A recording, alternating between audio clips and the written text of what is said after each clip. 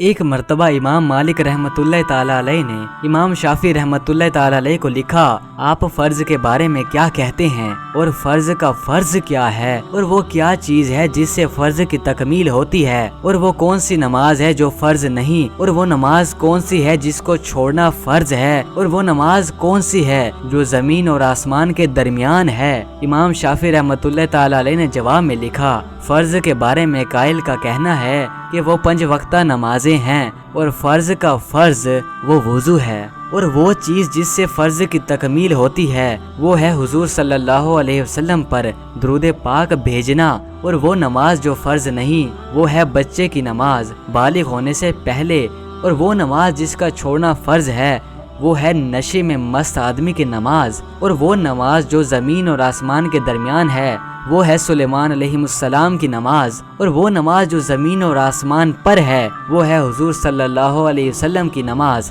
یعنی کہ معراج کی رات۔